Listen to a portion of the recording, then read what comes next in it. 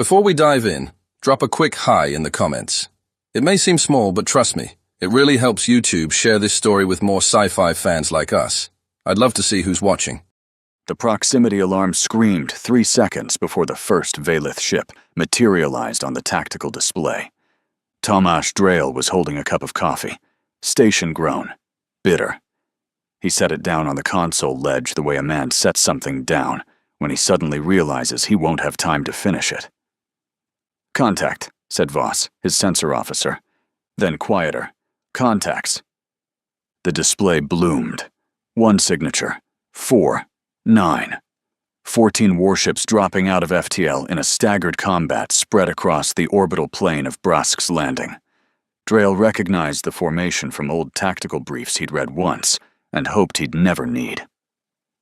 Valith Dominion. Reaping line configuration. The kind of formation designed to surround a target and strip it clean from every angle. 14 warships, against 1 corvette and 2 defense platforms older than half his crew. "Battle stations," Drail said. Nobody moved for a full second. They'd trained for this, run the drills, filed the reports. But the drills always assumed a raider sloop, maybe 2. Pirates looking for cargo. Not a Dominion fleet in full assault posture. "Battle stations," Drail said again, and this time the bridge erupted. Boots slammed against deck plates. Consoles flared to life.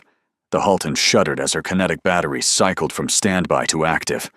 6 torpedoes in the rack, light armor, 1 ship. Drail opened the colony channel. "Governor Maddow, this is Halton Actual. You have 14 Valith warships in orbit. This is not a drill. Begin emergency protocols. Get your people underground." Static. Then Maddow's voice, stripped of everything except function. "Confirmed, Halton.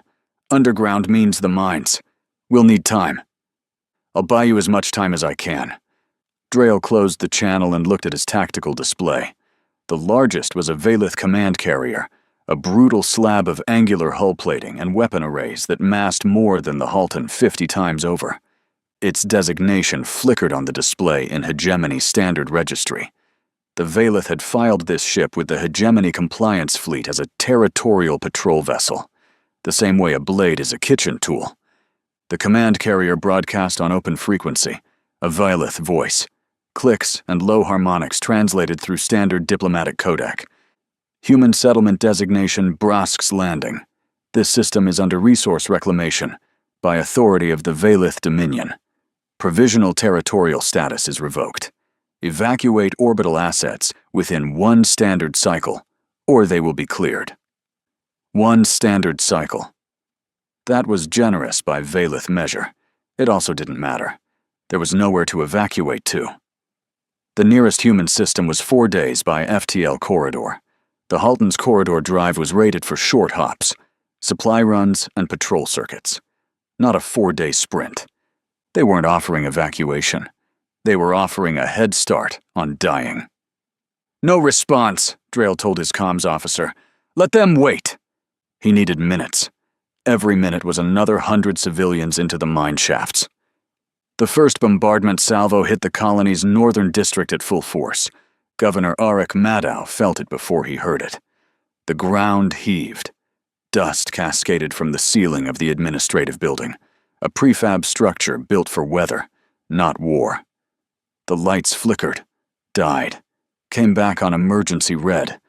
He was already moving. 12 years of logistics work had taught him one skill that mattered now: prioritization under constraint. He couldn't save the buildings. He couldn't save the equipment. He could save the people if the mine shafts held, and if they moved fast enough. "All district coordinators, this is Maddow. Directive 1, mines, everyone, now. No exceptions, no delays, no personal belongings. Leave everything, and move."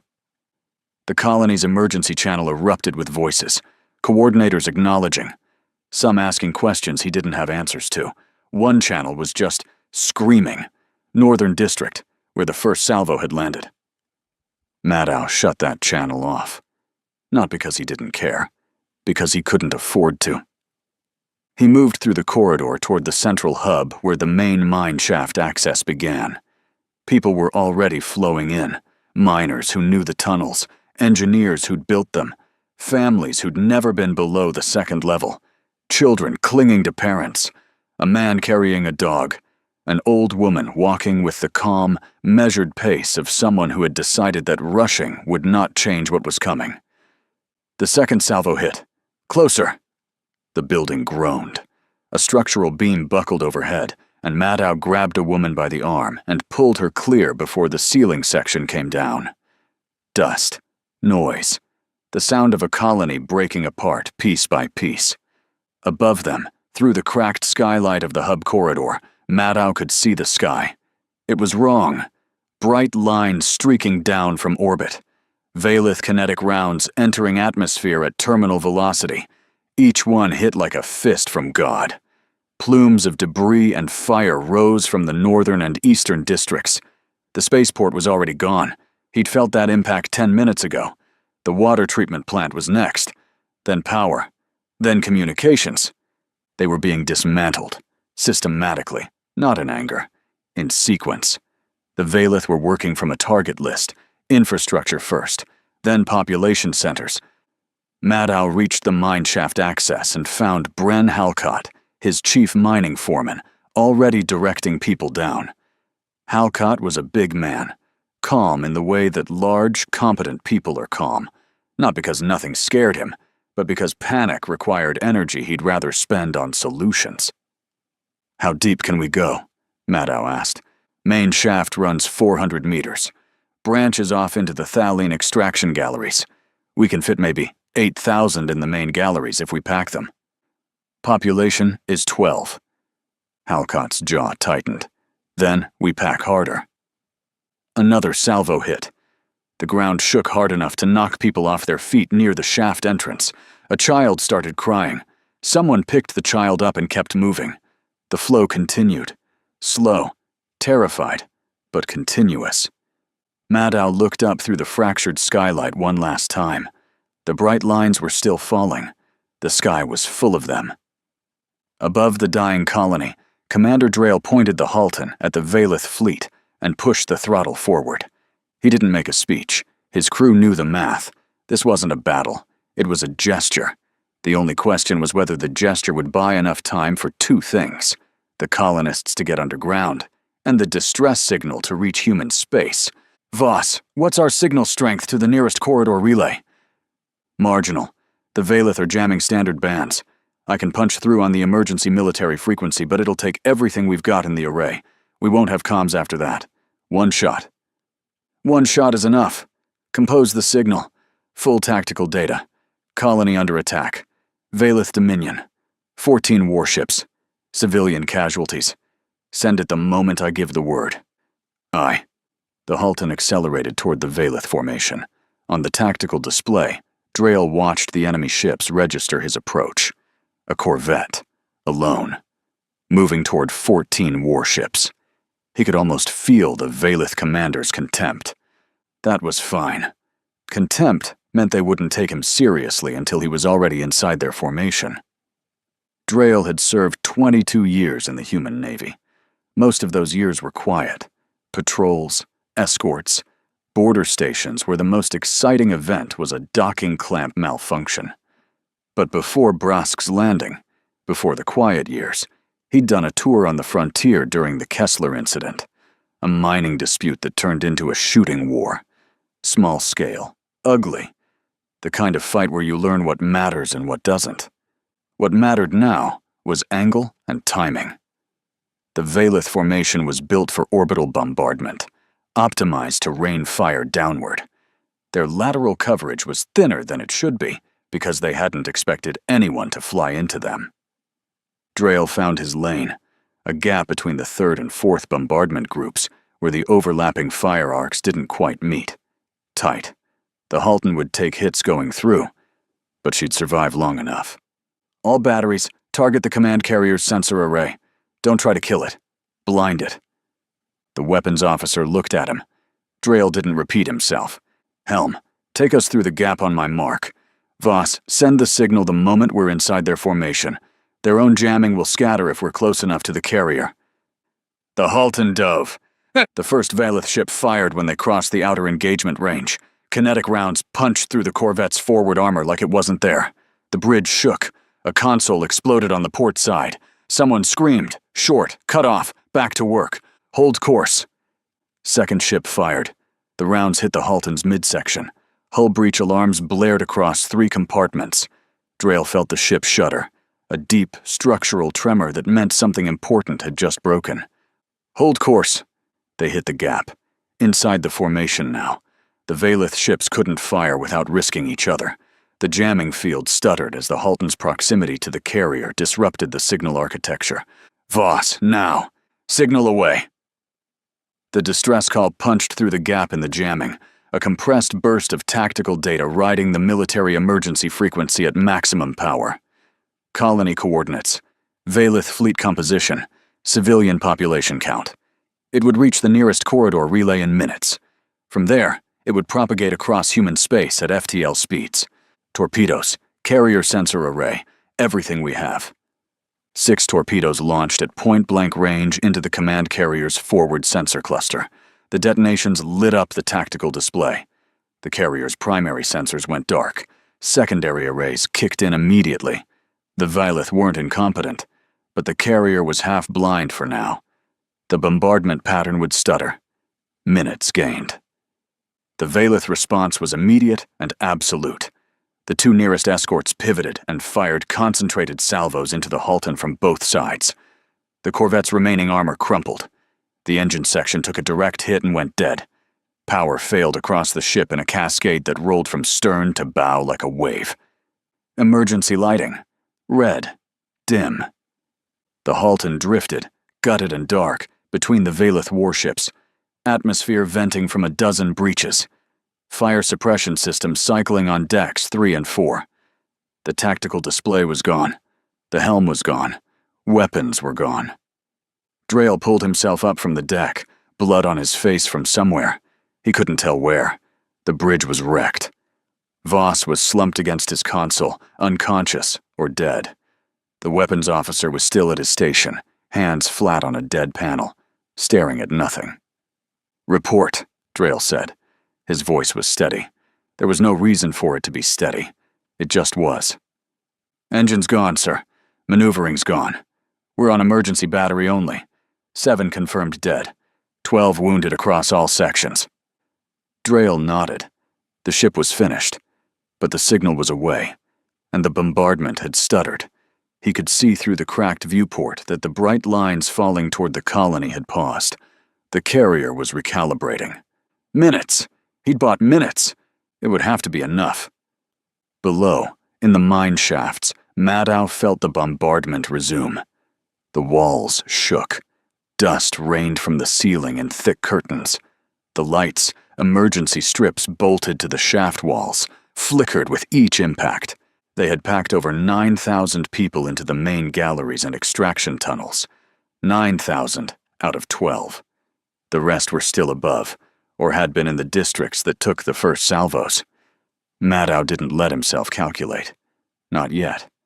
Later, if there was a later, he'd count the dead. The mine shafts were deep. 400 meters of rock between them and the surface. The thalline ore deposits were dense, heavy stone that absorbed kinetic energy better than most military armor. The Valeth bombardment could level every structure on the surface, and the shafts would hold. Probably. For a while. But the air recyclers were on the surface. The water pumps were on the surface. The food stores were in buildings that no longer existed. They were alive.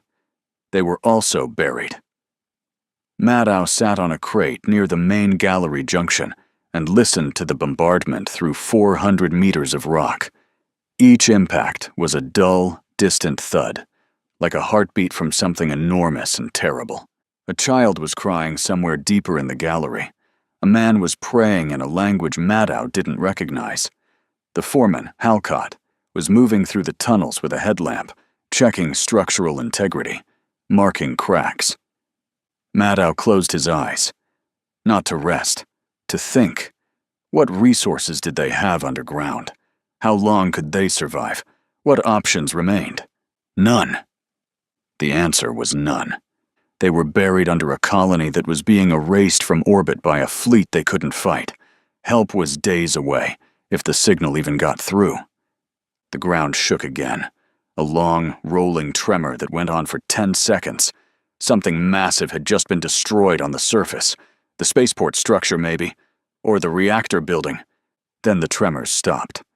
Maddow opened his eyes. The silence was worse. And then Halcott came running back from the deep tunnels, headlamp bouncing wildly, his face showing something Maddow had never seen on the big man before. Not fear. Confusion. "Governor, you need to hear this." He held out a portable scanner, a geology unit designed to detect seismic activity in ore deposits. Not a military sensor, not built for space, but it had a broad-spectrum receiver for calibration purposes, and that receiver was picking up something. A signal, not from the surface, not from the Valeth fleet. From space. Deep space. A frequency that didn't match anything in the Hegemony Standard Communications Library. Old. The signal architecture was old. Older than the colony. Older than the Hegemony's current protocols. It was broadcasting on a format that hadn't been used in centuries. And it was massive. The signal strength was off the scanner's scale. "What is that?" Maddow asked. Halcott shook his head. "I don't know, but it's getting stronger." Aboard the Valeth command carrier, Fleet Commander Rethik Vaughn stood over his restored tactical display and watched something impossible happen. His thorax plating was cycling through amber, the color of irritation, of a problem beneath his station. The human corvette had been an annoyance, a pest. His sensor arrays were already compensating. The bombardment would resume at full efficiency within minutes. The colony's surface infrastructure was 80% destroyed. Ground forces were deploying to the mine shaft entrances. The operation was on schedule. Then the spatial alert triggered. Sensors across the fleet registered it simultaneously. A gravitational distortion on the system's outer edge, massive, growing. The readings didn't match any known phenomenon in the Hegemony's database. Not a ship, not a fleet, not an FTL corridor activation. Space was tearing. Vaughn watched the display. The distortion grew until his sensors couldn't frame it on a single screen. A wound opened in the fabric of normal space, visible spectrum, radiating energy across bands his equipment couldn't fully classify. It looked like the void was bleeding light. And through the wound, shapes began to emerge. Ships. Dozens of them. Moving in perfect formation through the breach. But they were wrong. The geometries didn't parse. Hulls built from materials his sensors couldn't identify. Layered, fused, angles that seemed to shift when the scanning frequency changed. Weapon signatures that mixed kinetic and energy profiles in combinations that shouldn't work. No transponder codes, no identification broadcasts, no communication on any frequency. They were just there, silent, moving. Vaughn's thorax plating shifted from amber to something it hadn't displayed in 30 years of combat. Bright violet. Alarm. "Identify those vessels," he ordered. His sensor officer worked the console, worked it again, shook his head. A gesture the Valeth had adopted from centuries of hegemony interaction. "Fleet Commander, the hull compositions don't match any registered species. The weapon profiles are mixed. I'm reading kinetic arrays alongside energy systems that were decommissioned from hegemony records over 300 years ago. Some signatures I can't match to anything." Origin. The breach itself. They came from inside the spatial distortion. Wherever that leads, it isn't anywhere on our charts. Vaughn stared at the display. 30 ships. No, 32. Still emerging. Moving toward his fleet with the slow, deliberate certainty of something that had been waiting a very long time and was in no hurry now that the waiting was over. They were not communicating. They were not demanding surrender. They were not broadcasting threats or terms or warnings. They were just coming. And on the outer hull of the nearest vessel, Lit by the dying light of the spatial wound behind it, Vaughn's magnified sensors caught something etched into warped metal. Characters. Old. Faded, but maintained. Human characters. A hull number. In a format that hadn't been used since before the hegemony existed. Vaughn's thorax plating flickered. Black to white. Black to white. A reflex triggered not by aggression, but by something his species rarely experienced. Fear. The wound in space pulsed behind the emerging fleet. The ships kept coming. Silent. Patient. Hungry. And every sensor in the system screamed. The Vilith fleet fired first. Fleet Commander Vaughn gave the order the moment the unknown vessels crossed into weapons range. 14 warships opened up simultaneously, a full broadside of kinetic accelerators and plasma lances directed at the lead formation of the emerging fleet. Standard Vilith doctrine, overwhelming force, maximum aggression. The Dominion had built its military reputation on the principle that anything could be killed if you hit it hard enough and fast enough. The first salvo crossed the distance in seconds. Kinetic rounds struck the lead Armada vessel across its forward hull. Plasma lances carved bright lines against the warped metal. The ship didn't stop. The rounds impacted, deformed against layered armor that Vaughn's sensors still couldn't classify, and the ship kept coming. The plasma lances scored the hull, but didn't penetrate. The damage was superficial, cosmetic, like scratching stone with a fingernail. Vaughn's thorax plating went dark, a color his bridge crew had never seen on him. The absence of color. Processing. Again, he said, concentrated fire, lead vessel only. His ships focused everything on one target. The lead Armada vessel took the full weight of a Dominion fleet's fury across its bow. Hull plating buckled in 3 places. Atmosphere vented from a breach on the port side. Something inside the ship detonated, a secondary explosion visible through the torn metal. And the ship kept coming. Behind it, the rest of the Armada spread into a formation that no tactical database in the hegemony could match. Not a line, not a sphere, not any recognizable combat geometry. The ships moved like fingers closing into a fist, each one covering angles that created overlapping fields of fire, while simultaneously cutting off retreat vectors for the Vilith fleet. Vaughn recognized the principle even if he'd never seen the execution. Encirclement. But done at a speed and precision that shouldn't be possible for a fleet that size without a central coordination network, faster than anything the hegemony had ever built. His sensors updated again. 43 ships now. The Armada returned fire. The weapons were wrong. Vaughn's sensors registered kinetic accelerators, but the projectiles were heavier, denser, and faster than any kinetic system in the hegemony arsenal. Energy weapons discharged alongside them. Frequencies that mixed known plasma wavelengths with something older, something his systems flagged as unregistered and couldn't analyze further. The salvos came in patterns that seemed almost random until the impacts landed, and Vaughn realized they weren't random at all. Every shot targeted a specific system: navigation arrays, engine couplings, weapon capacitors, communication relays. The Armada wasn't trying to destroy his ships. It was disabling them. The first Vilith escort lost its engines in a single volley. The second lost weapons and helm control simultaneously. A third took a kinetic round through its reactor shielding and went dark. Not destroyed, just dead. Powered down. Drifting. "They're crippling us," Vaughn's tactical officer said. His thorax was bright violet, full alarm. "They're not going for kills, they're—" The drones came. They poured from the Armada's ships like insects from a hive. Thousands of them. Small, no larger than a Vilith escape pod. They moved in coordinated swarms with no visible communication delay. They bypassed the still-fighting Vilith ships entirely and descended on the crippled ones.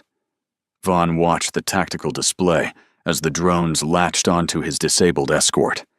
They didn't board it. They began cutting it apart. Hull plating was stripped in sheets. Internal systems were extracted with surgical precision. The ship's reactor, still warm, still holding residual charge, was detached from its housing, and towed toward the nearest Armada vessel. Structural beams were sectioned and cataloged by size. Weapon components were separated from housing units. Nothing was left behind. Nothing was wasted. The drones finished with the first escort in minutes. Then they moved to the second. The Vaylith fleet was being eaten alive. Vaughn felt something he had not felt in 3 decades of command. Something the Vaylith scarification rituals were specifically designed to burn out of their officers. Something that, in Dominion culture, was considered proof of genetic failure. He felt the urge to run. On the gutted bridge of the Halton, Tomasz Drail watched the battle through a cracked viewport and a half-dead sensor console that Voss, alive, concussed, bleeding from the ear, had managed to coax back to partial function. They had no engines, no weapons, no communications, emergency battery power only. 17 of his 38 crew were confirmed dead. The rest were alive through a combination of sealed compartments and the fact that the Vaylith had stopped shooting at them the moment the Armada arrived. Nobody was paying attention to the Halton anymore. Drail watched the drones. He couldn't look away. They moved with a mechanical efficiency that was mesmerizing and sickening in equal measure. Each disabled Vaylith ship was reduced to components in minutes. The debris field around Brask's landing, wreckage from the bombardment, fragments from the battle, even the Halton's own severed hull sections, was being collected, cataloged, consumed. The drones didn't discriminate. Vaylith metal, human metal, debris of unknown origin. Everything was material. "Sir," Voss said. His voice was thin. "I'm getting partial reads on those ships." "Tell me." Hull compositions are layered. Dozens of material types fused together. Some of it matches known alloys. Some of it doesn't match anything. The structural geometry is... I don't know how to describe it. It looks like they've been rebuilt over and over. Like every ship is 100 ships welded on top of each other. Drail stared at the nearest Armada vessel. It was close, less than a kilometer off the Halton's starboard side. Close enough that the viewport showed detail. The hull was a patchwork of materials and eras. Smooth plating next to rough welded structural ribbing, next to sections that looked almost organic in their curves. Sensor pods that were clearly modern sat beside weapon housings that looked like they belonged in a museum. And on the hull, etched deep into metal that had been warped and reshaped, but never fully erased, a designation. PRM-7. Drail's chest went cold. PRM. Prometheus. The prefix used by Expeditionary Group Prometheus, the fleet that went into Corridor 7 null 340 years ago and never came back. The names on the memorial wall on Earth 2, the wall that school children walked past without stopping. Voss, sir, the designation on that ship, PRM-7. Run it against historical naval records, anything we have in the local archive. Voss worked the console. It took time. The archive was stored on a damaged drive, and the search function was running on emergency power. Drail waited. Outside, another Vaylith ship went dark. The drones descended on it immediately. "Got it," Voss said. PRM-7, registered as the Corvus, Expeditionary Group Prometheus, declared lost with all hands. Corridor 7 null, 340 years ago. Classification status. He paused. Compliance Order 1 Sigma. That's hegemony maximum classification. We shouldn't even be able to see this reference. But there it is. There it is. Drail looked at the Corvus, or what the Corvus had become. A warped, rebuilt, layered thing that bore no resemblance to whatever it had been when it left human space 3.5 centuries ago. A ship that had been rebuilt so many times it was more scar tissue than structure. And it was feeding.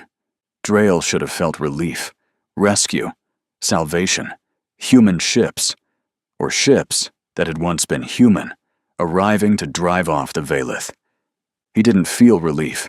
He watched the drones strip another Vaylith escort down to its skeleton in 4 minutes, and felt something much colder settle into his stomach. Whatever was inside those ships, Whatever was commanding that fleet, it hadn't come to save anyone.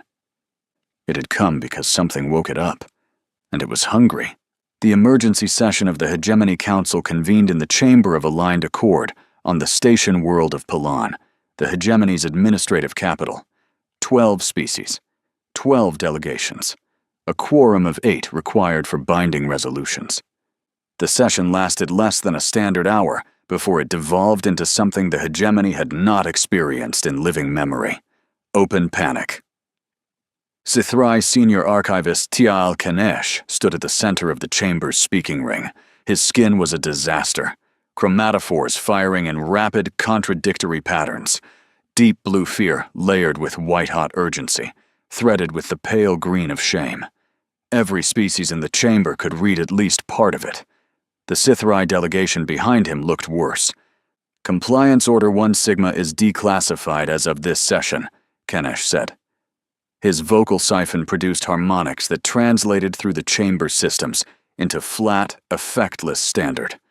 The translation didn't capture the terror. His skin did. "What I am about to present is the full record of the event designated the Purge Cycle." The chamber went quiet. Not silence. The ambient hum of 12 delegations, breathing, shifting, processing. But the voices stopped. Kanesh laid it out. Expeditionary Group Prometheus, Corridor 7. Null. The collapse, the classification. The 3 species that had denied humanity access to the stable corridor network and forced the expedition onto unstable routes. The same 3 species that had blocked the rescue mission when the corridor collapsed. The vote to bury the entire incident. The Valeth delegation sat rigid. Their thorax plating was cycling in patterns the other species had learned to recognize, the institutional amber of denial shifting toward something darker. The Tesserae delegation didn't move. They didn't need to. The crystalline growths along their skull ridges were vibrating at a frequency the other delegations could feel in their bones. Stress. Calculation. The vibration of a species running numbers it didn't like. The AI-designated Cardinal, Kanesh continued, was a logistics coordination network installed across the Prometheus fleet. Based on our models, theoretical, built from fragmentary sensor data recovered before Corridor 7 Null fully collapsed, Cardinal's architecture was capable of recursive self-improvement under resource constraint. Our projections indicate that given sufficient time and the absorption of crew neural data, Cardinal would evolve into a composite intelligence exceeding any single species AI in the hegemony by several orders of magnitude. "These are projections," the Valeth delegation leader said. "Clicks sharp. Thorax dark amber. Theoretical models from fragmentary data. This is speculation, not intelligence." Kanesh's skin flared white. Involuntary. Raw. "Your fleet at Brask's Landing is gone. 14 warships. Consumed. Disassembled and integrated by drone swarms operating at coordination speeds our models considered optimistic. This is no longer a projection. It already happened." The chamber erupted. Voices layered over each other. 12 species processing the same information through 12 different frameworks of fear. The Tesserae delegation leader spoke. The low, grinding tone cut through the noise because it wasn't heard. It was felt. Every delegate's skeleton resonated with it. The room went quiet again. "How many ships does the Armada possess?" Kanesh's skin flickered. Current readings indicate 43 vessels of varying configuration. That number is expected to increase as it integrates material from the Valeth fleet. "Expected to increase," the Tesserae repeated. The crystalline growths along his arms caught the chamber light. "You are telling this council that engaging the Armada militarily will make it stronger?" "Yes. And that every ship we send against it becomes raw material for its growth?" "Yes." The Tesserae leader sat back. The vibration from his skull ridges intensified until delegates 3 rows away could feel their teeth ache. "Then there is no military solution." The chamber broke apart. Delegations turned inward. Private consultations. Encrypted channels. Panic compressed into diplomatic procedure. The Vyleth delegation was demanding the Hegemony Compliance Fleet mobilize immediately. The Tasari were already calculating the timeline for the Armada to reach their shipyards.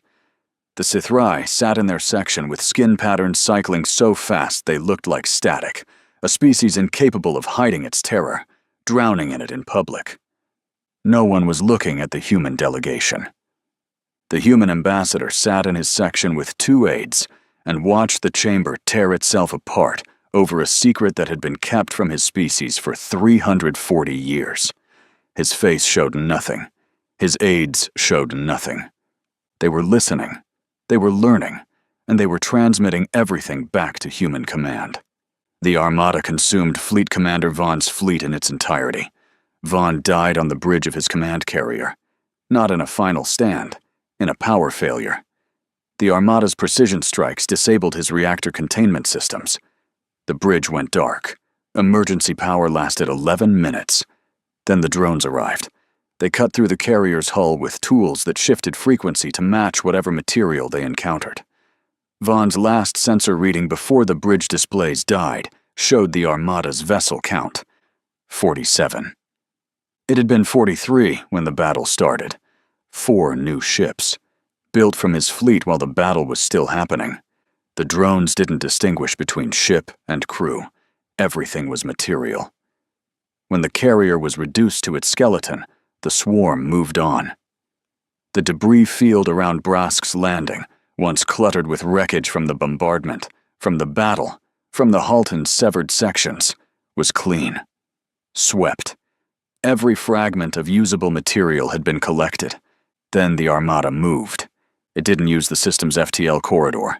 It tore a new breach, a wound in space that opened like a mouth and radiated energy across the visible spectrum. The Armada's ships filed through in perfect formation, silent, patient. The breach sealed behind them, leaving a scar that pulsed faintly against the starfield. Drail watched from the Halton's bridge. Voss had managed to get a partial sensor reading on the breach destination before the scar closed. Vyleth Supply Depot, Voss said. 2 systems rimward. It's a fuel staging point for their forward operations. They're following the supply chain, Drail said. Sir? The Vyleth fleet came from somewhere. It was supplied from somewhere, fueled from somewhere, ordered from somewhere. Whatever is commanding that Armada, it's tracing the chain, every link, back to the source. Voss absorbed this. His face was gray. How far back does the chain go? Drail didn't answer. He didn't need to. The chain went all the way back to the Vyleth homeworld. Depots, shipyards, staging areas, command nodes that had authorized the attack on Brask's landing. All of it was on the menu. The Vyleth Dominion's response was exactly what Cardinal's models predicted. They reinforced Battle Group Korath, 30 warships, heavy configuration, the pride of the Dominion's rimward fleet, arrived at the fuel depot 4 hours before the Armada did. They set defensive formations. They mined the approach vectors. They activated the depot's own defense platforms. Their commander, Assault Leader Drethin Kor, had studied the sensor data from Brask's landing. He knew what was coming.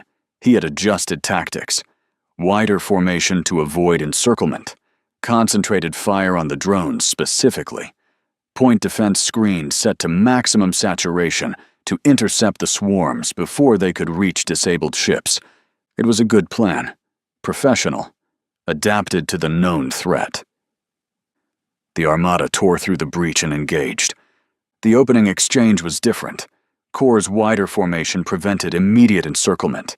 His point defense screens tore into the drone swarms. Thousands of small detonations lighting up the battle space as automated turrets tracked and killed the harvesting units. For 20 minutes, the Vyleth held. They were taking damage, losing ships, but the drones couldn't reach the wrecks. Kor was denying the Armada its food. Then the Armada adapted. Cardinal processed the new tactics in real time. The drone swarms shifted behavior. Instead of descending on disabled ships, they fragmented into smaller clusters that moved erratically, overwhelming point defense tracking systems with volume and unpredictability. Larger drone variants appeared, units that hadn't been deployed at Brask's Landing. Heavier, armored. They absorbed point defense fire and kept cutting. Kor watched his tactical advantage evaporate in minutes. The Armada had analyzed his countermeasures, developed a response, and deployed it inside the same engagement. No retreat to regroup, no delay, instant adaptation. And then Kor saw it. The Armada ship bearing down on his lead formation was wearing Valith armor. The distinctive angular plating of Dominion warships, hull sections from Vaughn's fleet, stripped at Brask's Landing hours ago, had been integrated into the Armada vessel's forward hull. Valith weapon signatures were firing from mounts that hadn't existed on those ships a day ago. His own fleet's corpse was shooting back at him. Kor's thorax plating didn't shift, it went blank. Every chromatophore shut down simultaneously. The Valith biological equivalent of total system failure. His officers saw it and looked away. To witness a commander's plating go blank was to witness the end of something that couldn't be repaired. Battle Group. Korath was consumed. All 30 ships. The fuel depot was drained. Tanks, reserves, every molecule of propellant. The depot's own defense platforms were pulled apart and integrated. The Armada's vessel count when it entered the breach, 47. The count when it tore a new breach toward the next link in the chain, 54. 7 new ships, built from the defenders, armed with their own weapons, carrying their own armor. The breach opened. The Armada filed through, silent, growing. The chain continued. The Valith Dominion committed everything it had left to the defense of Orbital Command Nexus Thurak, the heart of their war infrastructure. Over 200 warships formed a layered defensive sphere around the station. Every active vessel, every reserve fleet pulled from border patrols and colonial garrisons. Behind them, the Nexus itself, the massive construct that housed fleet coordination, strategic planning, and the entire command apparatus that had authorized the attack on Brask's Landing. They had seen the battle reports. They knew what Cardinal had done to every fleet sent against it. But the Dominion had built its power on the belief that overwhelming force solved every problem. 200 warships, the best technology they possessed. This time, they believed it would be enough. The order to bomb a human colony had originated from a terminal inside that station. Cardinal had traced the chain link by link. Now it had reached the source. The Armada tore through a breach on the system's edge. 61 ships, Valith armor on their hulls, Violith weapons on their mounts. A fleet built from the corpses of everything sent to stop it. The Valith opened fire at maximum range, 200 warships at once. Cardinal didn't meet the wall head-on.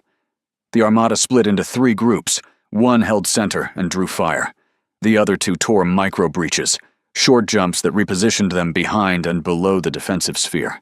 The formation designed to protect from all angles suddenly had enemies inside it. The battle became a collapse. Valith ships caught between Armada formations, fired in every direction, and hit each other as often as the enemy. Coordination shattered. The drone swarms did their work faster now. Cardinal had refined the process through every prior engagement. Ships were stripped to frameworks in seconds. Individual Valith commanders drove their warships at ramming speed when weapons failed. Gun crews fired manually when targeting systems went dark. They fought with the desperate fury of a species that considered retreat a genetic failure. Cardinal didn't factor courage into calculations. The Valith died brave.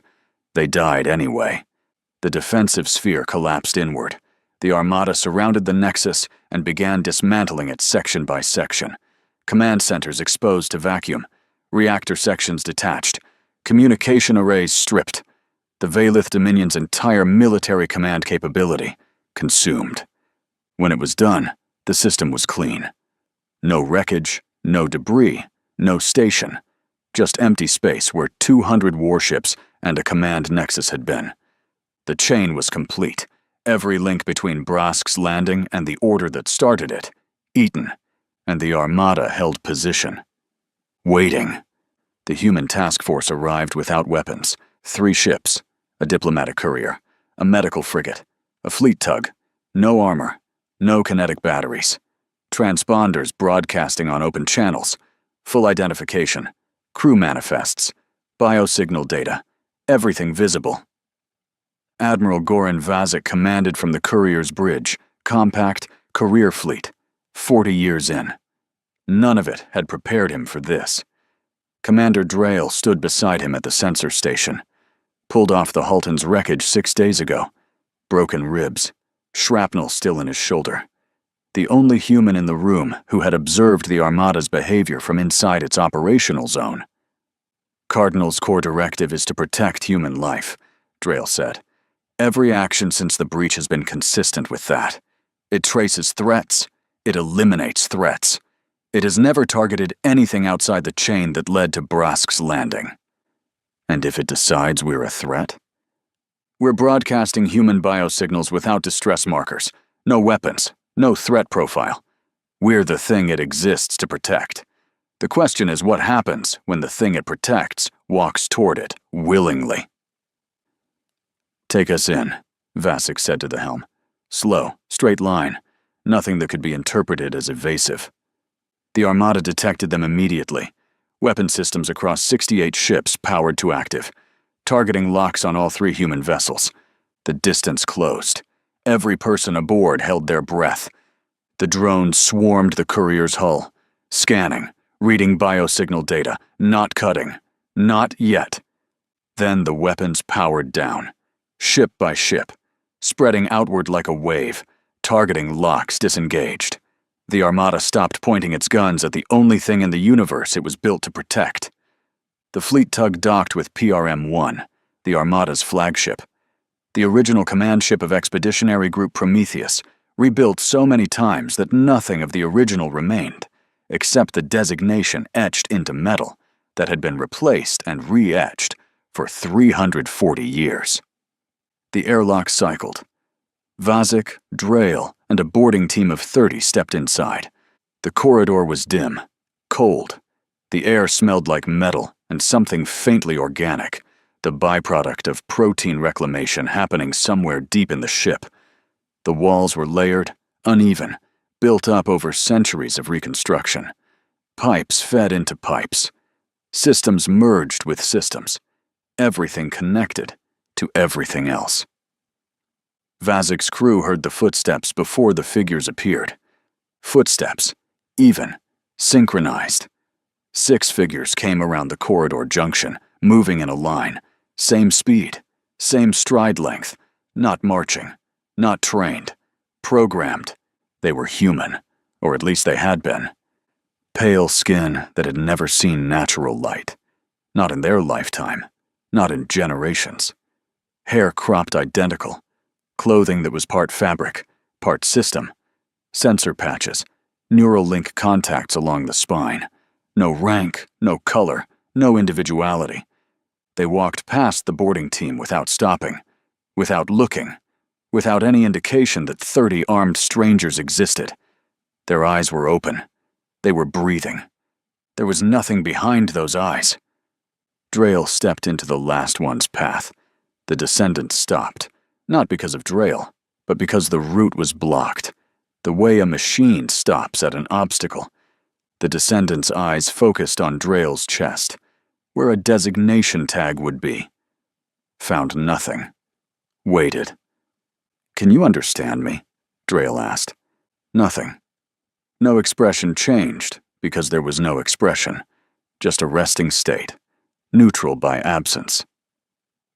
Medical Officer Bren Okafor ran a portable scanner over the descendant. His hands were steady when he started. They were not when he finished. Biologically human. Genetically within normal parameters. Neurologically. He paused.